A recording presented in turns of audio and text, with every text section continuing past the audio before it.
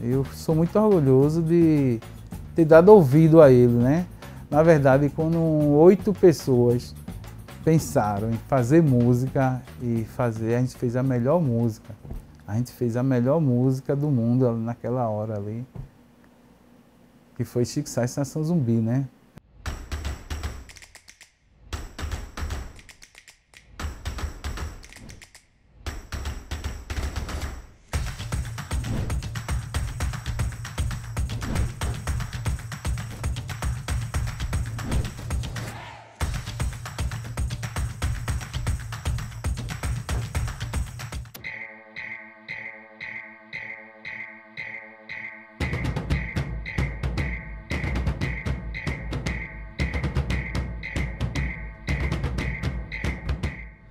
Modernizar o passado é uma evolução musical.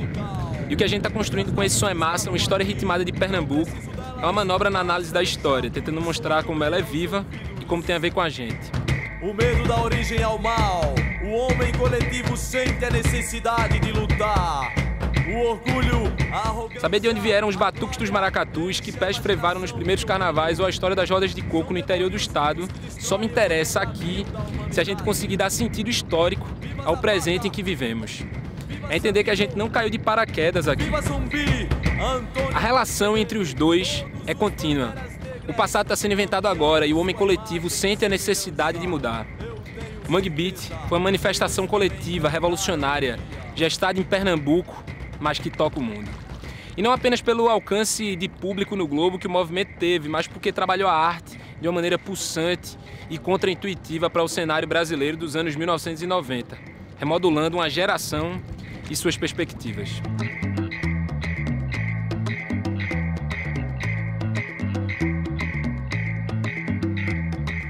É claro que o contexto não é tudo e a música não é determinada apenas pelas condições que nos cercam. Segundo a socióloga Paula Tesser, de fato, a criação musical vai depender da personalidade criadora, ao mesmo tempo que das condições históricas e sociais concretas. Ou seja, a música, como qualquer outra arte, é feita por pessoas, e estas estão localizadas no espaço e no tempo. E, sendo assim, não dá para separar aquele que foi um dos movimentos mais fortes da música brasileira, o Mangue Beat, de algo que a humanidade está acostumada há muito tempo a se relacionar. Não tinha medo da perna cabeluda. Do olho verde, fazia sexo com seu alicate. Não tinha medo da perna cabeluda. O que começou a ser chamado e territorializado como Pernambuco no século XVI, carrega para quem nasce por aqui certos eventos e certos bordões que vão compondo uma egolombra muito particular.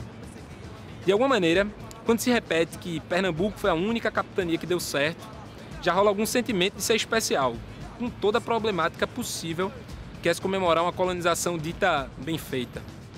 Afinal, há violências que não superamos, que se estruturaram a partir daquele momento. Depois tem a parada dos holandeses. Entre 1630 e 1654, os holandeses ocuparam a costa do que hoje chamamos Nordeste, cedendo Recife como capital e, de alguma maneira, colocam na nossa cabeça que isso foi massa. Bom, fato é que a estadia holandesa influenciou em algumas questões da vida por aqui, da arquitetura, dos costumes. Além disso, sendo verdade ou não, a expulsão deles marca certa bravura nesse nosso imaginário da nova Roma dos bravos guerreiros que vai sendo construída. Acaba que Pernambuco tem um certo protagonismo na história do Brasil com a Guerra dos Mascates, a resistência negra no maior quilombo do Brasil, Quilombo dos Palmares, e as revoluções do século XIX. Você tem a Revolução de 1817, e eu gosto de chamar de Revolução, porque era assim que os protagonistas chamavam. Você tem a Confederação do Equador, que tenta repetir, e por último você tem a Praeira. A Praeira tem diferentes nuances, tem de senhor de engenho a trabalhadores livres urbanos do Recife. Mas no combate do Recife, em fevereiro de 1849, né, você tem artesãos, tipo assim, tá lá, no alto do inquérito, tem assim artesão, quer dizer, tem o funileiro fulano, né, o alfaiate sicano, da casa dele, se deu tiro nas tropas imperiais. Quer dizer, o cara botou para lascar, né? O cara é um artesão, é um funileiro, uma coisa assim, é um trabalhador livre, pobre, né? E que pegou uma espingarda e deu tiro nas tropas imperiais. Então a praeira tem seu momento radical mesmo, do povo se insurgindo.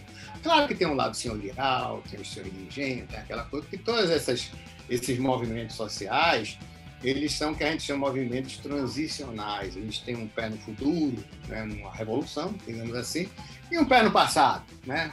Elites locais, né, grupos médios urbanos, quer ver, e até proprietários que querem manter seus privilégios e estão se aproveitando daquele momento.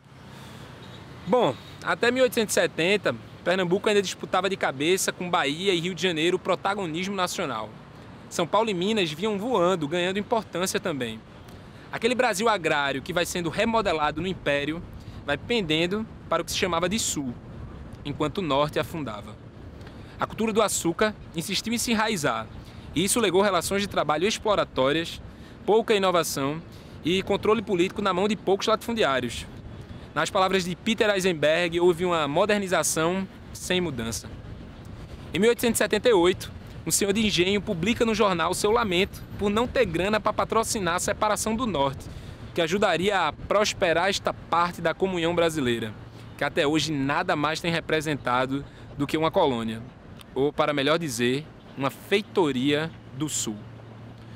Nos anos 1950 e 60, Recife e Salvador rivalizam pelo posto de terceira capital do país, logo atrás de São Paulo e Rio de Janeiro. A partir de 1964, com o estrangulamento político da ditadura militar, Recife foi perdendo espaço e afundando na lama da pobreza. Deixou de receber maiores atenções do governo federal porque perdeu importância e perdeu importância por falta de investimentos. Chegamos assim na caótica e ressentida Recife dos anos 1990. Os rios crescem todos os dias junto com a marginalidade da fome, que fazem os caranguejos ficarem espumando e os homens ficarem babando. É a espuma e a baba da fome. A geografia cotidiana mostra que o Recife está afundando na lama. Era uma cidade que não tinha, ela não tinha uma, era proibida de ter identidade própria, né, autoral, por conta do próprio sistema, principalmente das gravadoras de disco e da televisão, que fazia com que a gente fosse feio. O sotaque da gente fosse feio, não fosse diferente, fosse feio, fosse sotaque de gente ignorante. Que a nossa cultura fosse pitoresca, que a nossa música fosse ruim. A gente não tinha uma pista de skate, os cinemas estavam fechando, a gente não tinha casas de show, a gente não tinha nem som. A gente para conseguir um som, as bandas vinham para cá e vinham com som, as bandas vinham do Sudeste para cá e eles vinham com um caminhão de som, porque aqui não tinha nem isso, né? E a gente passou muito tempo assim, não é? E além disso, ainda sendo as piores coisas, né? Ainda tendo até aquela coisa que o próprio movimento fala que dá de ser a quarta pior cidade do mundo, ainda tem essa... Mas era uma época de baixa estima, assim, de uma cidade violenta, caótica pra caramba. Aí chega um instituto de pesquisas de Washington, D.C. e diz que Recife era a quarta pior cidade do mundo para se viver, de acordo com índices de miséria, de pobreza, ausência de saneamento básico e esse tipo de coisa. Era uma vibe bem bad, assim. É só uma cabeça equilibrada em cima do corpo, escutando o som das vitrolas que vem dos campos, entulhados à beira do Capibaribe, na quarta pior cidade do mundo. Recife! E a gente não... era uma cidade que é legal para situar essa história. A gente não... eram muitos jovens que se contentavam com música de barzinho ou com metal, show de metal. Eu passei quase 2 décadas sem conseguir escutar MPB nenhuma dessas de sucesso, né? E aí, até hoje, quando eu vou num bar que o cara puxa o voz e violão, ou no restaurante que vai começar a tocar, eu chamo o garçom, eu digo, meu irmão, o cantor aceita pedido, o garçom aceita, o senhor quer pedir alguma música? Eu digo, eu quero pedir para parar, meu irmão. Porque se ele tocar Canteiros de Fagner, eu vou sair correndo, brother. Entendeu? Traga conta. Agora traga rápido, porque se ele começar com Dia Branco de Geraldo Azevedo, meu irmão, eu vou sair correndo do bar. Tá entendendo? Que é isso, entendeu, velho? Eu já escutei 1 bilhão de vezes essas músicas, no voz e violão, no rádio, dentro de casa. E aí, quando vem a Blitz em 82, com aquela malandragem carioca, eu tinha 14 para 15 anos, a juventude toda foi para aquilo, ouvir aquilo. E aí, na sequência, Barão, Kid de Abelha, aí Rock in Rio 85 era o auge.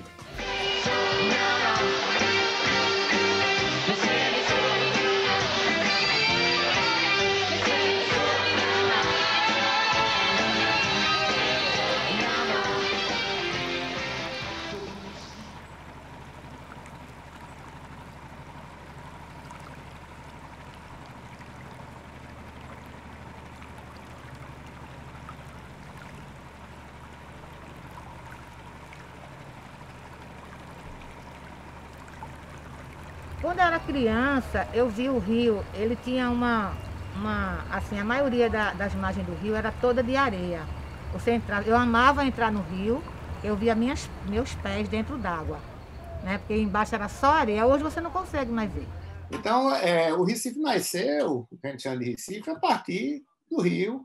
O rio é que fornecia água, o rio é que era o caminho fluvial, né? E o rio é onde se tomava banho também, né? Quando se tomava banho era de rio.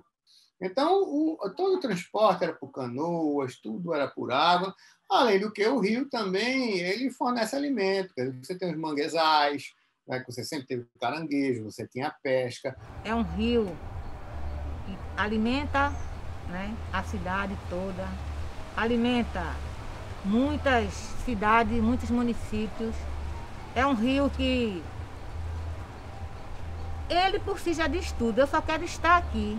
Eu só quero ser observado e amado, assim como eu amo vocês.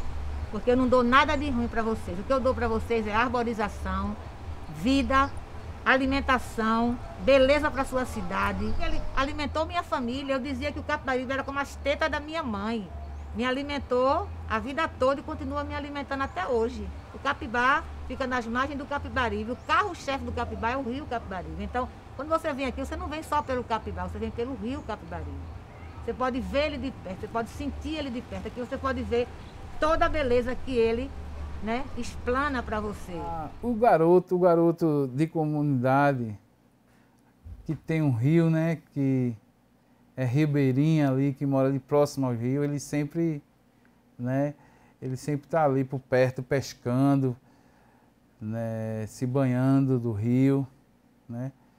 Então, o rio Beberibe, que deu nome ao bairro de Peixinhos, porque as lavadeiras diziam, vou lavar roupa no Rio dos Peixinhos. Aí dali surgiu o bairro Peixinhos, né? Então, a minha ligação é de brincar ali na margem do rio mesmo, né? E mais à frente já começava o mangue, né? Que a gente ia para pescar caranguejo, para cortar a árvore, para fazer badoque, pegar a forquilha. Você olha para o próprio rio, em sentido cidade, você vê esse corredor de mangue maravilhoso indo para a cidade. Você olha para a várzea, você vê outra navegabilidade linda, outro espaço de corredor de mangue com uma outra característica. Lá tem a Ilha da Banana, então tem tudo de beleza nesse rio, manguezal, tudo que você pode imaginar de vida, né? Caranguejo, capivara, jacaré, muitas tartarugas, peixe, nem se fala. Então, é vida que alimenta a vida, a gente tem que só preservar. Então, não tem como separar a história do Recife dos rios e da água. Fora isso, esses rios todos tinham muito afluente.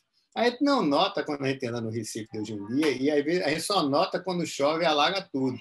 O Recife é construído em cima não só de mangues aterrados, mas de afluentes. Há pequenos riachos que a gente nem sabe mais que existem, mas já foram rios. Já foram rios. Então, você às vezes está andando ali pela Avenida Recife, ali tinha vários afluentes saindo de diferentes rios que já ganharam, antigamente eram rios. Então, muito que a gente chama hoje em dia, a gente nem nota, se está abrindo para o Afogados, passa por uma ponta, ali era Rio dos Afogados. Era o Rio dos Afogados. Então, tem uma série de bracinhos que hoje em dia, os canalzinhos, você vê. Às vezes você nem vê, passa por cima, né? A ponte nem vê. É cheio desse tipo de coisa, né? Então, isso foi aterrado. Agora, a gente percebe quando chove e a maré está cheia. Quer dizer, o mar está cheio. Choveu no Recife, essa água que deveria ir para aqueles riachos e escoar, ela vem para cima da pista e você não vai para lugar nenhum. Na enchente maior que teve aqui na cidade, eu morei 4 dias dentro de um barco. Meu pai, como era tiravaria do rio, meu pai construiu um barco maior. E a gente ficou morando 4 dias dentro desse barco, navegando até a água baixar para a gente voltar para a nossa casa. Porque a nossa casa ficava nas margens do rio e alagou e cobriu. 2 enchentes muito grandes que a gente passou, todas essas 2 a gente passou morando dentro de um barco, dentro do rio Capibaribe. E quando a gente enxerga, por exemplo, dentro dessa força das águas doces, da força das águas salgadas, o mangue, né? A gente enxerga a nossa cidade mesmo, né? E que foi completamente aterrada. E como também foram aterradas todas as pessoas, né, que viviam ali. Eu vivia em Jardim São Paulo, é como se vive aterrado também, sabe? Porque você não enxerga, você não vê o horizonte, não vê. Então, a gente dá visibilidade a isso, é lavar a cidade, é colocar a cidade no lugar dela, sabe?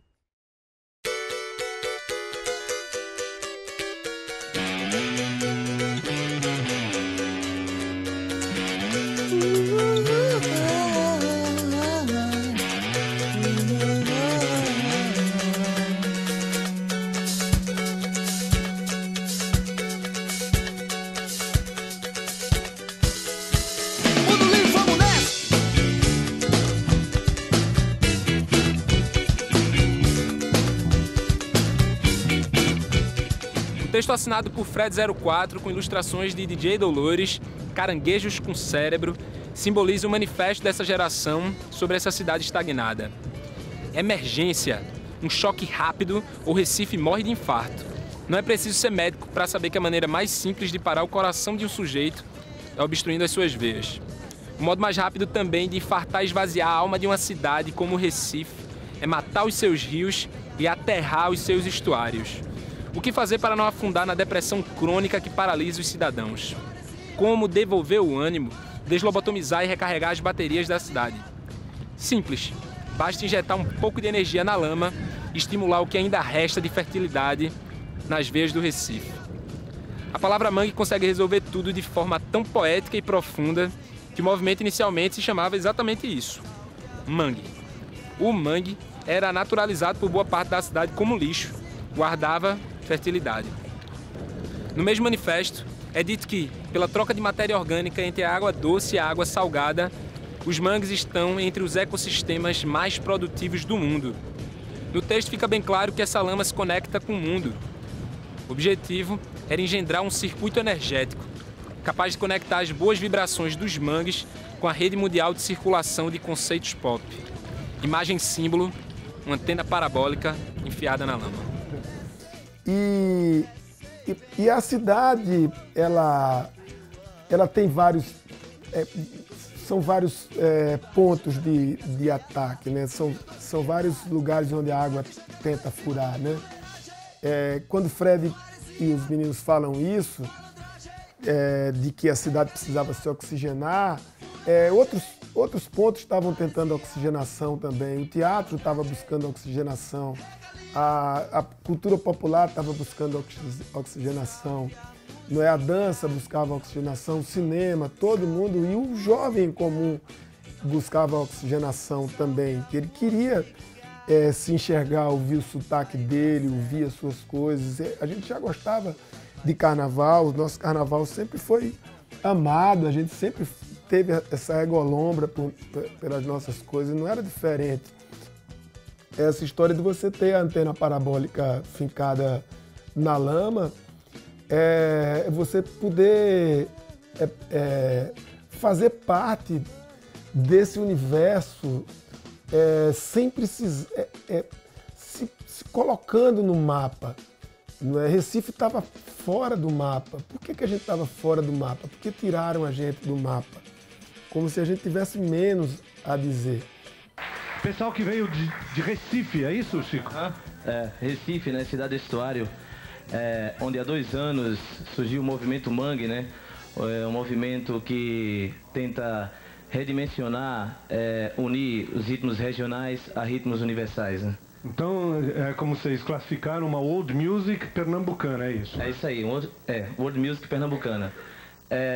Assim, a imagem símbolo vamos falar, uma antena parabólica enfiada na lama, né? Mangue é uma coisa que tem muito a ver com a geografia do Recife, e eu acho muito interessante essa analogia entre a diversidade do ecossistema Mangue e a diversidade cultural da cidade.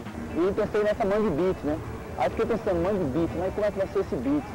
Aí se eu botar beat, B-I-T, eu tenho quase certeza que todo mundo vai escrever beat de batida, mas para mim tanto faz que escreva beat, o que interessa é a gente insistir na amplitude assim, do conceito Mangue.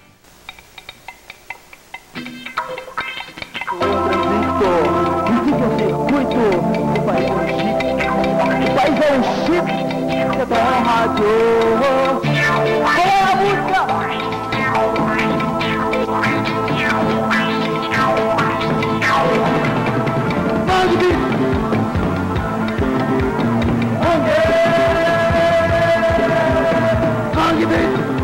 Desde a geração de Alceu Valença, Geraldo Azevedo, Lula Cortes, né, Zé Ramalho, que é paraibano, mas que estava junto ali naquele momento, se consagram na MPB ali no início dos 80, começam a tocar no Brasil inteiro, desde essa geração que não se esperava nada desse pedação do país, que é o Norte e o Nordeste, em termos de música pop. Ninguém estava esperando nada quando vem essa geração, assim, e surpreende. Era uma galera que estava processando uma música nova com influência de tudo e com muita sede de derrotar essa coisa que parecia um muro, que era o eixo Rio-São Paulo. Quando eu me tornei adulto, eu fui trabalhar na Imprel, a empresa de processamentos eletrônicos da prefeitura. E lá eu conheci Chico. Aí eu levei ele no Daruê Malungo. Aí, que eu, né, assim, eu trabalhava na Imprel, lá estava toda a classe média, né, do Recife, a tecnologia bombando ali no começo de tudo, dos micros, computadores, e ele, né, então eu achava Chico distante, mas Chico morava na favela também. Chico morava em Rio Doce, na Vila da Coab, e eu morava na Vila de Peixinho, na Vila da Coab Peixinho, que era favela, então Chico também era da favela. Mas o jeito que ele se vestia, sabe, eu achava distante. Então, quando ele chegou no Daruê Malungo, eu disse, porra, o boy veio. O boy veio. No final, o Lamento Negro ensaiava, aí foi quando ele pegou o microfone. Aí ele pegou o microfone e começou a cantar, a gente tocando samba reggae, e depois ele cantando rap, aí toca o maracatu, aí a gente tocou o maracatu, aí ele cantou outro rap, aí ele já cantou Tiro Certeiro, né? Que era mais um flow assim de rap. E aí foi rolando, aí no outro sábado, Chico já estava lá também, já querendo participar, fazer capoeira, dançar, pular.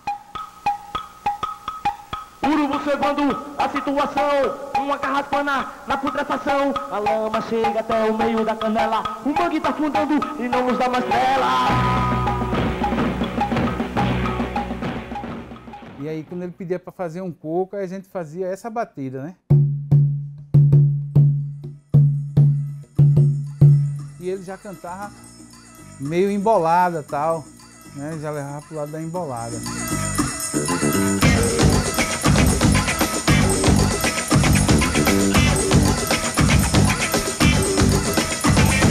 Quero ver pato comendo lama.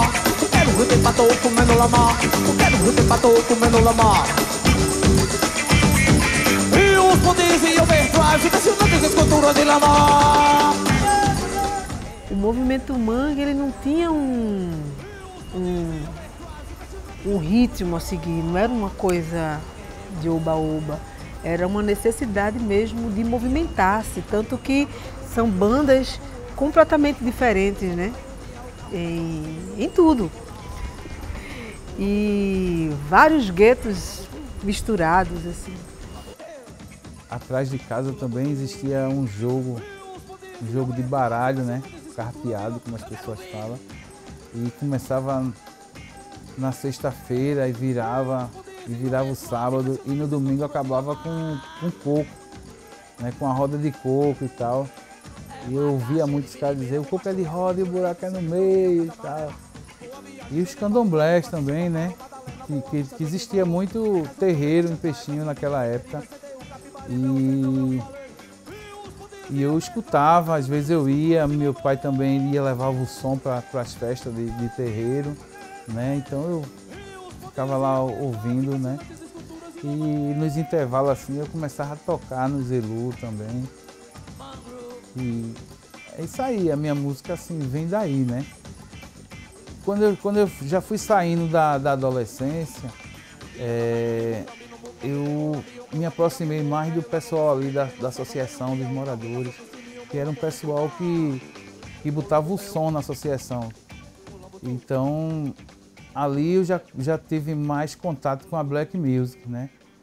Com Bob Marley, com Peter Tosh, com Afrika Bambaataa, com aquela música dos anos 80, norte-americana. E aí, cara, como eu ia para tudo, eu fui para o lançamento desses discos que eu disse, do Tempo Nublado, da Academia do Medo. Eu ia no ensaio do Maracatu, Nação Pernambuco, no Mercado da Ribeira, na Cidade Alta.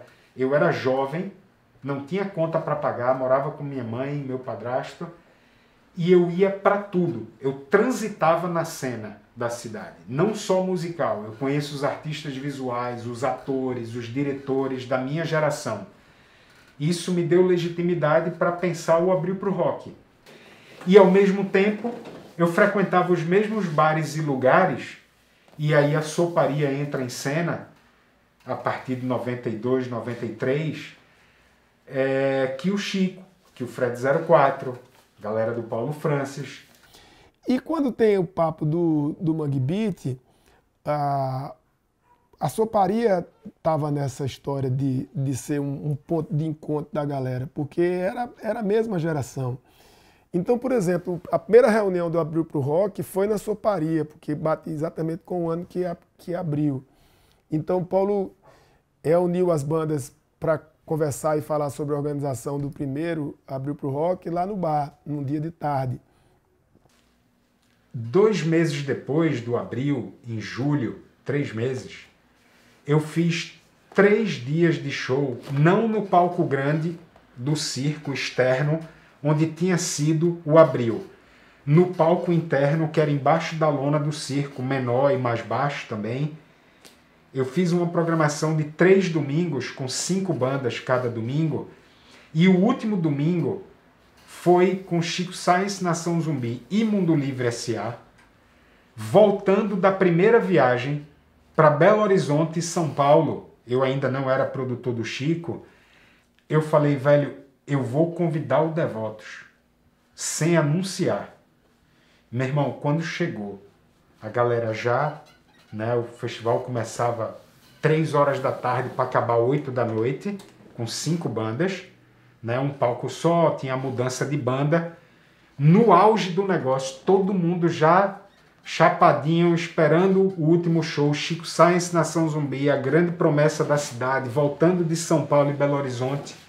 peguei o microfone, os caras já tinham plugado as coisas, falei, galera, antes de Chico Science Nação Zumbi, eu quero apresentar aqui para vocês, direto do Alto Zé do Pinho, Devotos do Ódio.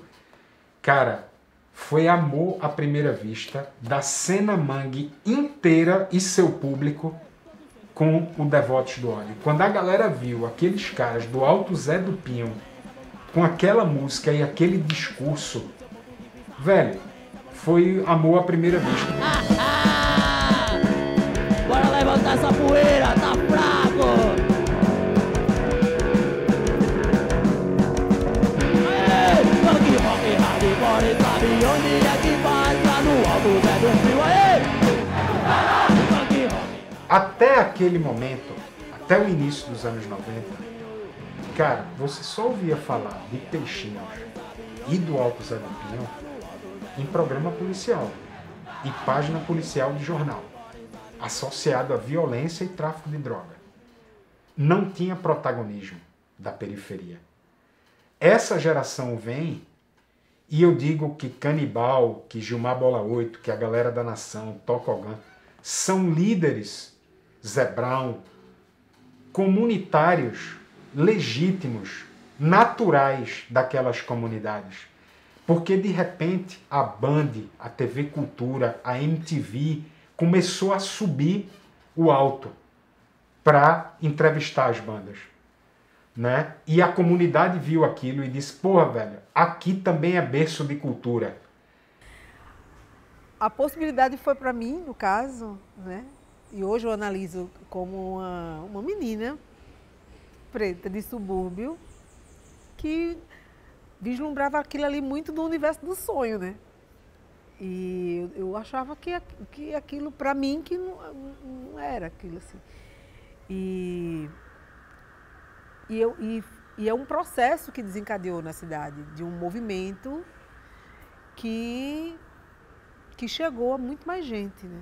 Mangue, Banda Mangue, Mundo Livre S.A. e Nação Zumbi, saca? O resto não fez...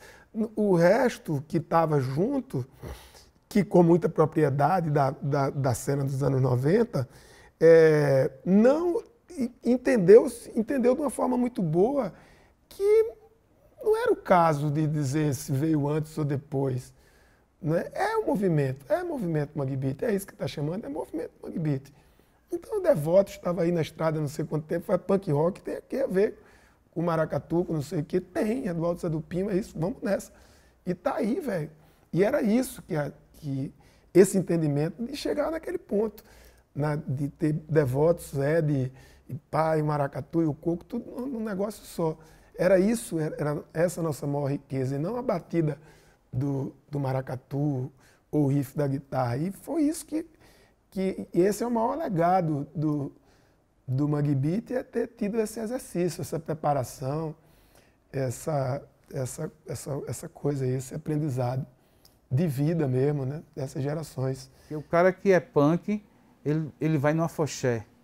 O cara que curte rock anda, né, é o cara que curte reggae, ele anda de skate. E tá todo mundo junto, o b-boy dança coco, dança maracatu, né? Então, isso aí é coisa do mangue, que a gente trabalhou os ritmos regionais. Então, se um b-boy dança coco, dança maracatu, ele tem influência do mangue. Isso é um processo que desencadeia até hoje. A gente vê como é que Lia vivia antes do movimento mangue, como é que, sabe, a família Salustiano e vários outros grupos de coco, Beto de Oxum, o Bongá, que surgiu bem depois. Então, possibilidades reais de crescimento e de vida, assim, através da música, né? Essa história da cultura popular no palco com a guitarra mudou totalmente. Mudou para Lia, mudou para Lia de Tamaracá, mudou para Selma do Coco, mudou para Zé Neguinho do Coco, mudou para uma galera, para Mestre Salustiano, mudou para... Foi foda, né? Incrível como pôde andar junto esse negócio. Tinha show no Armazém 14, a gente já fechou no Armazém 14 de tocar Devotos, depois tocar Dona Cila do Coco, depois tocar Banda Red, depois tocar Zé Neguinho, e o público ser exatamente o mesmo. O mesmo é foda, né? Como é que pode ser uma roda de pogo e depois todo mundo dança coco e depois...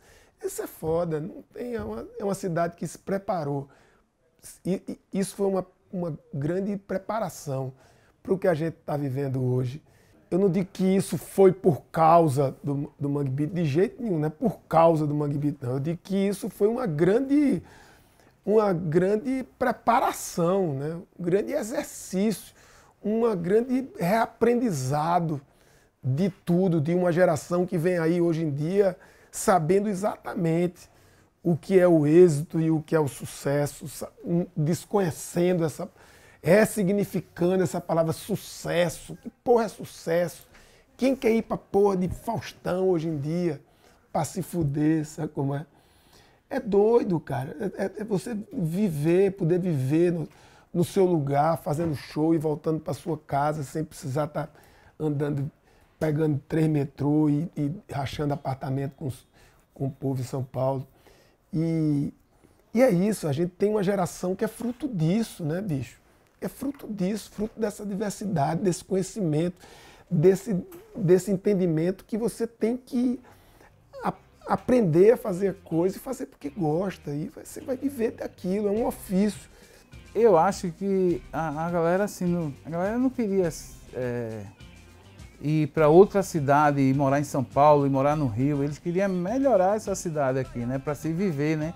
Por isso que era uma dos jargão de Chico, era diversão levada a sério, né? Eu ainda não vislumbrava que seria a minha profissão, que seria que eu iria me transformar em cantora, embora fosse um desejo, mas era uma coisa muito fora da realidade, eu não enxergava essa realidade ainda, sabe? E aí é onde está, eu acho, a grandiosidade do movimento Mangue, de dar acessibilidade, né? De dar essa possibilidade da gente enxergar que era possível, né? Mas então a música de Chico Sainz tem uma alusão, que para mim é uma clara alusão. Você está falando de revolução, porque não é uma praieira, né? Ele joga praieira, não é só ir para a praia, não. Tem uma praieira, vai meter uma revolução. Tem a ciranda praieira, vai ter uma revolução, né? Aquilo para mim é uma clara alusão de que tem uma revolução também aí, porque a letra toda é chamando esse tipo de coisa, o protesto popular. Pergunta pro teu pai, pro teu tio, pro teu amigo mais velho, que era jovem em 95, tinha entre 16 e 30 anos, se viu Chico Sainz num palco. Porque se não viu, perdeu o bonde da história. Vou correr o risco de forçar a barra, mas de alguma maneira, até esse projeto aqui é um pouco filho do Mangue. Afinal de contas, estamos tentando levantar nossa própria história ritmada, mostrando as nossas ruas, falando com o nosso sotaque, ouvindo nossos sons e nos conectando com o mundo. É possível que a última vez antes do Mangue Beat, que pessoas tão diferentes tenham se juntado para lutar por Pernambuco, tenha sido na Revolução Praieira. O movimento Mangue soa como uma revolução, mas uma revolução diferente daquela de 1848. Foi uma revolução sem armas, através da estética, da música, da união das artes e de quem gosta delas. Colocou um estado adormecido no mapa novamente e usou a memória para acessar a história. Tá duvidando? É só ouvir o próprio Chico. Vou lembrando a revolução, vou lembrando a revolução, mas há fronteiras dos jardins da razão.